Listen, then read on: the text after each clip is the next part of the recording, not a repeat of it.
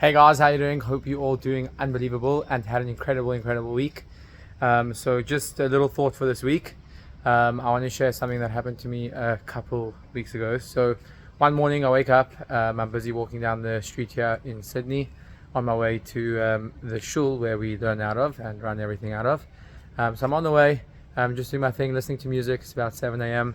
It's about a 2-minute walk, and on the way this lady's walking her dog and she tries to get my attention. She stops me. So anyway, I take my earphones out. I'm a little bit like, hey, what's up? Anyway, she's like, hey, my name is whatever. And she's like, I just have a question. She said, I have a kid at home. She's about 20 years old. And she's like petrified of being Jewish. She's scared about going to university, etc., etc. This lady wasn't religious at all. Didn't necessarily look Jewish. And then she's like, but I'm looking at you. You're wearing your yarmulke, you're wearing your tzitzit. You look very proud to be Jewish and you don't look scared at all. So she's like, what's the secret? So anyway, I'm like busy thinking, I'm like, wow, that's a really good question. And I start answering her like, Jewish pride, Jewish this. And halfway through answering her, I'm like, this is really such a terrible answer.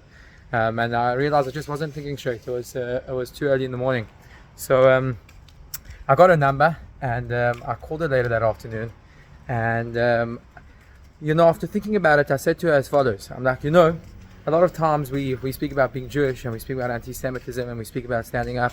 But we have to realize that unless we are going to act Jewish, we'll never be proud to be Jewish. Meaning, it's very hard to truly and strongly believe in something and care about something and be passionate about something and not fear something unless you act in that way. And therefore, specifically about Judaism, the way that we become proud Jews, etc., is by doing more mitzvot, by doing Torah, by doing what Hashem wants, by doing Jewish things.